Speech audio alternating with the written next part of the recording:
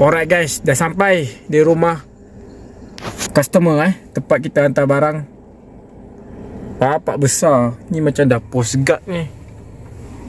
Ada macam guard je. Besar guys. Jom kita hantar barang. Dah sampai kat rumah customer Di rumah ke apa tu ni? Bapak besar. Macam ada guard je.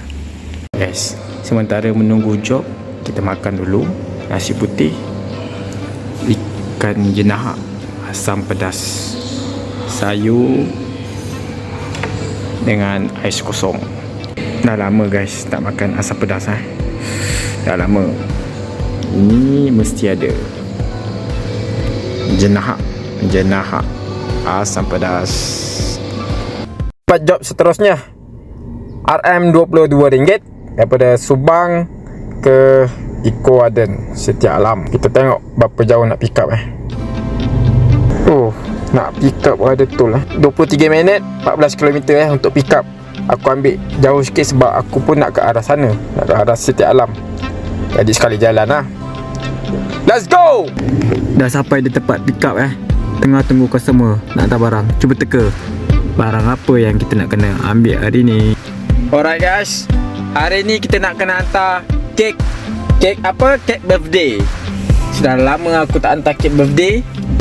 Sebelum ni hantar barang pelik-pelik tu kalau kek birthday ni customer mesti nak laju punya, nak cepat supaya tak cair. Bawa kek ni nak kena betul-betul jaga supaya elak terjatuh ke, takut rosak kek dia.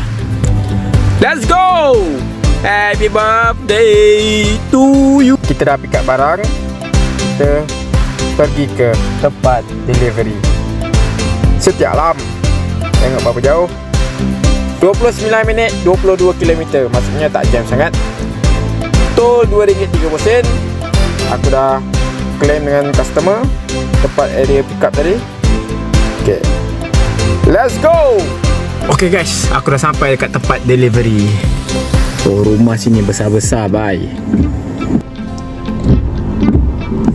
Tengok berapa kita dapat. Customer bagi by credit RM22. Ada priority fee RM2.80. Nak laju Tolak RM4.15. Commission campur SST. Total bersih aku dapat RM17.85. Awal lah rumah-rumah area sini. Dia punya landscape, tempat riadah dia kemas. Bila aku bawa dalam move, boleh aku tengok-tengok rumah orang kat sini. Tengok dia punya environment. Nampak gate pun ada 2.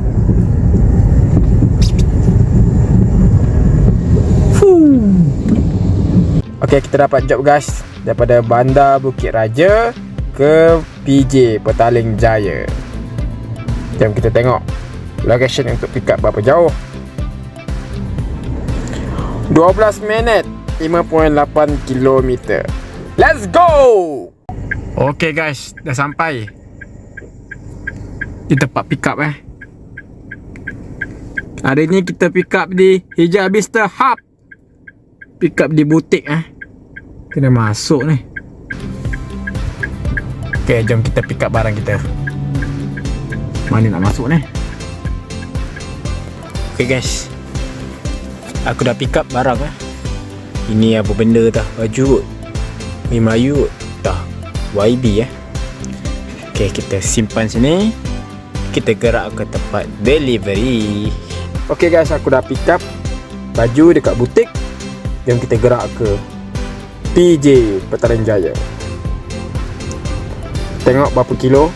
37 minit 26 km daripada butik ke PJ. Alright guys, dah sampai di rumah customer tempat kita hantar barang. Bapak besar. Ni macam dah post guard ni. Ada macam guard je. Besar guys. Jom kita hantar barang. Aku rasa ni rumah Syed Saddiq ni. Kalau korang tengok dekat Google, lebih kurang macam ni juga rumah dia. Give review. Kita tengok berapa kita dapat customer bayar aku RM21.70, tolak commission dan SST RM4.69. Total bersih aku dapat RM17 kali ni.